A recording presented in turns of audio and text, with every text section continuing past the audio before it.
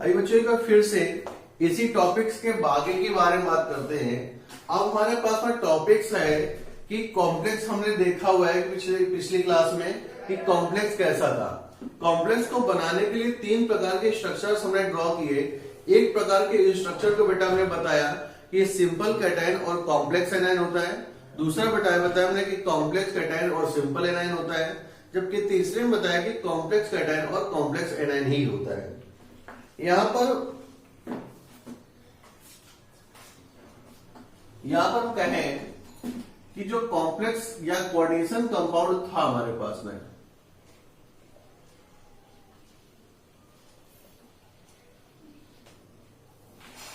Complex या फिर coordination compound बेटा जो था हमारे पास में, वो कोऑर्डिनेशन कंपाउंड में हमने लिखा K4 FeCN6।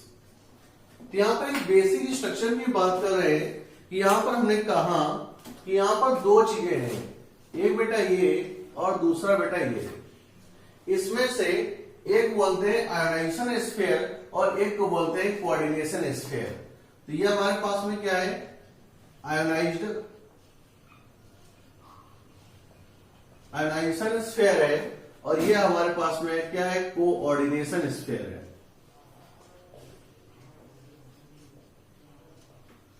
इसको हम आयोनाइजेशन स्फीयर अगर बोले या सिंपल कैटायन बोल दें तो ज्यादा बेटर रहेगा, ठीक है ना।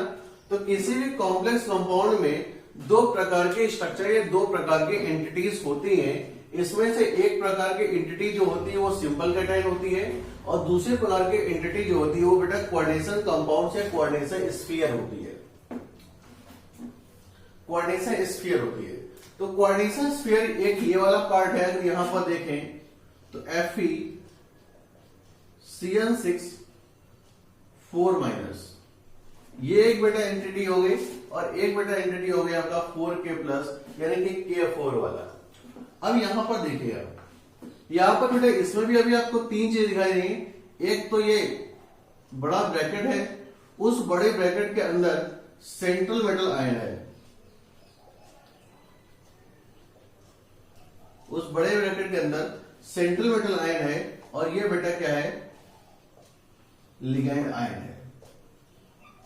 तो दो चीजें हैं, एक बेटा कौन सा, सेंट्रल मेटल आयन और दूसरा कौन सा बेटा, लिगैंड आयन। ये किसके अंदर है, कोऑर्डिनेशन स्फीयर के अंदर है। अब इस कोऑर्डिनेशन स्फीयर के अंदर यहां पर जो सेंट्रल मेटल आयन है वो अपने चारों तरफ से कॉम्प्लेक्स चारों तरफ से लिगैंड आयन से कवर्ड होता है। अब ये कवर्ड किस प्रकार से होता है वो देख रहे हैं हम।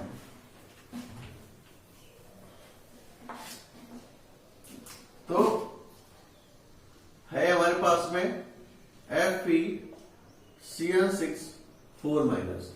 यहां पर Fe जो है वो सेंट्रल मेटल आयन है, सेंट्रल मेटल आयन क्या है, Fe, और लिगैंड आयन क्या है, 6CN है। जब इस कॉम्प्लेक्स कंपाउंड का स्ट्रक्चर बनाते हैं या ज्योमेट्री बनाते हैं तो वो ज्योमेट्री डिपेंड करती है जहां पर लिगैंड लगे हैं। तो यह कह सकते हैं कि structure of complex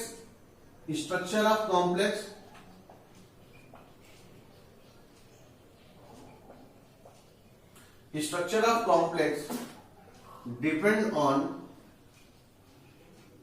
number of ligand present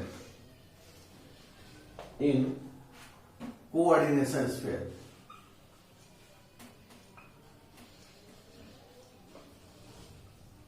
ठीक है, कोऑर्डिनेशन स्फीयर में जितने भी लिगेंड प्रेजेंट होते हैं उन लिगेंड की संख्या पर डिपेंड करता है कि उस कॉम्प्लेक्स का स्ट्रक्चर बेटा कैसा बनेगा।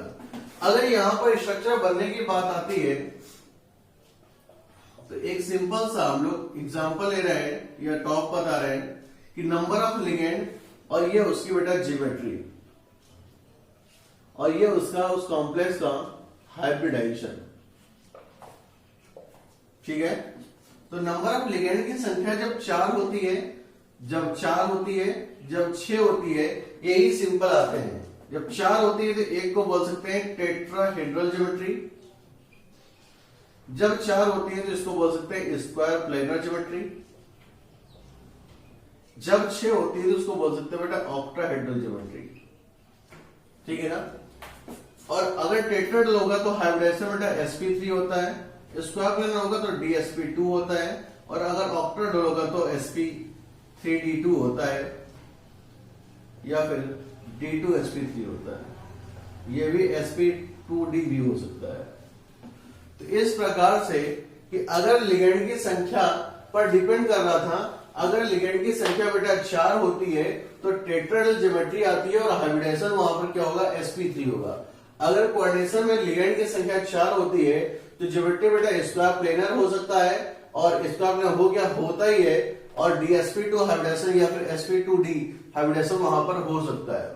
और तीसरी बात बताई कि अगर लिगेंड की संख्या 6 है तो वहां पर ज्योमेट्री बेटा ऑक्टाहेड्रल हो सकती है, और हाइब्रिडाइजेशन वहां पर बेटा sp3d2 या फिर d2sp3 होता है।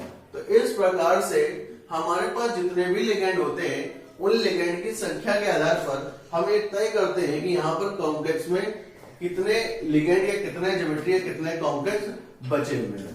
तो यहाँ बेटा यहाँ पर आपको याद रखना ही है। तो अगर इस वाले कॉम्प्लेक्स की बात करें तो इस वाले कॉम्प्लेक्स में Fe सेंट्रल मेटल आयन जो है वो तो एक ही है, लेकिन Cn जितने लगे हैं वो 6 हैं। लिगेंड यहाँ पर 6 है और सेंट्रल मेटल आयन यहाँ पर एक है। अगर लिगेंड की संख्या 6 होगी तो ज्योमेट्री क्या होगी बेटा ऑक्टाहेड्रल होगी, और हाइब्रिडाइजेशन वहां पर क्या होगा sp2d2 sp3d2 या फिर d2sp3। चलिए बनाते हैं इसको ऑक्टाहेड्रल ज्योमेट्री में।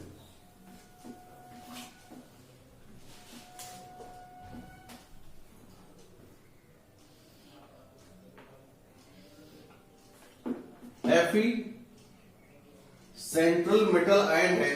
चूंकि जब कॉम्प्लेक्स का स्ट्रक्चर बनाया जाता है तो Fe सेंट्रल पर रहता है, इसलिए सेंट्रल मेटल आयन बोला गया है।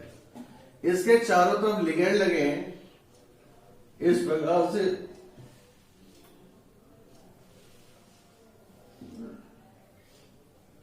ठीक है ना।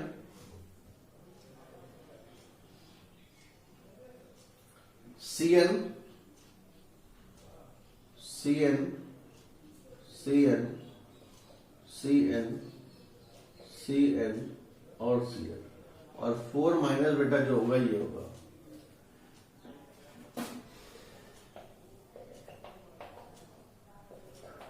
क्लियर। तो ये बेटा ज्योमेट्री हमारी है ऑक्टाहेड्रल ज्योमेट्री है। यहां पर ज्योमेट्री जो होगी वो कैसी है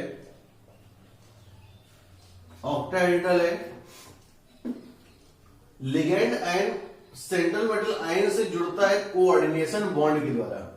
सेंट्रल मेटल आयन से लिगेंड जुड़ता है कोऑर्डिनेशन बॉन्ड के द्वारा।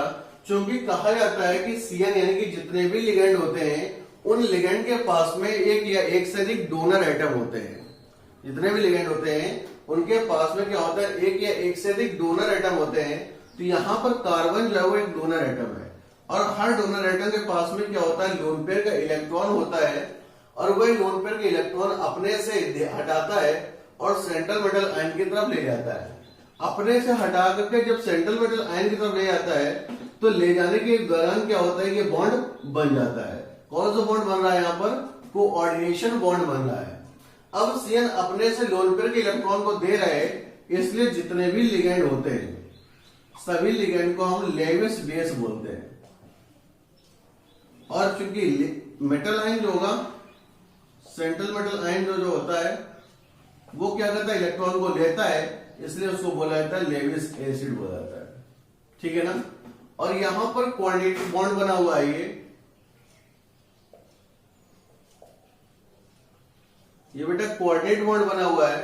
और कोऑर्डिनेट बॉन्ड बनने के कारण ये क्या होते हैं इस स्ट्रक्चर को या इस पूरी केमिस्ट्री को हम कोऑर्डिनेशन केमिस्ट्री बोलते हैं, क्योंकि लिगेंड आयन जो होता है वो सेंट्रल मेटल आयन के साथ में एक बॉन्ड बनाता है, और वह बॉन्ड क्या होता है कोऑर्डिनेशन बॉन्ड होता है। यहां पर ये देखा हमने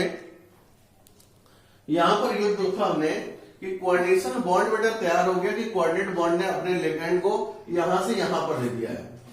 ये तो हो गई ऑक्टाहेड्रल ज्योमेट्री की बात में। एक स्क्वायर प्लेनर ज्योमेट्री की बात करें अगर, तो यहां पर बेटा जैसे NiCl4 2 नेगेटिव है, तो स्क्वायर प्लेनर ज्योमेट्री करनी है सेंट्रल पर रखा ये Ni हो गया सेंट्रल पर, Ni के साथ में Cl लगा हुआ है, 4 Cl हमने यहां पर लगाए, 1 2 3 और ये 4,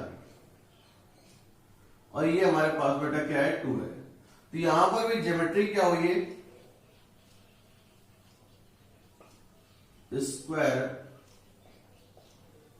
प्लेनर। एक होती है बेटा ज्योमेट्री टेट्राहेड्रल। नॉर्मल जो टेट्राहेड्रल बनते हैं उन्हीं टेट्राहेड्रल मॉलिक्यूल के आधार पर वो टेट्राहेड्रल ज्योमेट्री आती है। तो यहां पर हमने बेटा यहां पर ये देखा है कि कोई भी कॉम्प्लेक्स कंपाउंड या कॉम्प्लेक्स आयन जो बना हुआ था पिछली क्लास में, 3 प्रकार का बना हुआ था, उन 3 प्रकार में से किसी भी आपको देखा जाता तो वहां पर कोऑर्डिनेशन स्फीयर और कोऑर्डिनेशन स्फीयर प्रेजेंट था। उस कोऑर्डिनेशन स्फीयर के अंदर सेंट्रल मेटल आयन और लिगेंड आयन होते हैं। लिगेंड हमेशा आयन नहीं होते हैं, लिगेंड कभी कभी न्यूट्रल मॉलिक्यूल भी हो सकते हैं या होते हैं। तो एक लिगेंड है, दूसरा क्या है हमारे पास में सेंट्रल मेटल आयन है। सेंट्रल मेटल आयन और लिगेंड में लिगेंड की संख्या के आधार पर उसकी ज्योमेट्री तय होती है। ज्योमेट्री नॉर्मली 3 प्रकार की होती है, एक स्क्वायर प्लेनर, एक टेट्राहेड्रल और एक ऑक्टाहेड्रल। तो यहाँ पर हमने 2 चीजें बनाई हैं और यहाँ पर देखा है कि जो लिगेंड है वो लेविस बेस कहलाता है क्योंकि वो अपने लोन पेयर के इलेक्ट्रॉन को देता है, जबकि जो दूसरा है वो क्या कहलाता है, एसिड कहलाता है क्योंकि वो अपने लोन पेयर के इलेक्ट्रॉन को ले लेता है। तो लेविस एसिड, लेविस बेस, और लेविस एसिड लेविस बेस जुड़ रहे हैं आपस में कोऑर्डिनेट बॉन्ड के द्वारा, इसलिए इस पूरी केमिस्ट्री को हम कोऑर्डिनेशन केमिस्ट्री बोलते हैं। तो आज की क्लास बेटा इतना ही। आगे आने वाली क्लास में आपको इसके आगे देखने को मिलेगा। तब तक के लिए थैंक यू।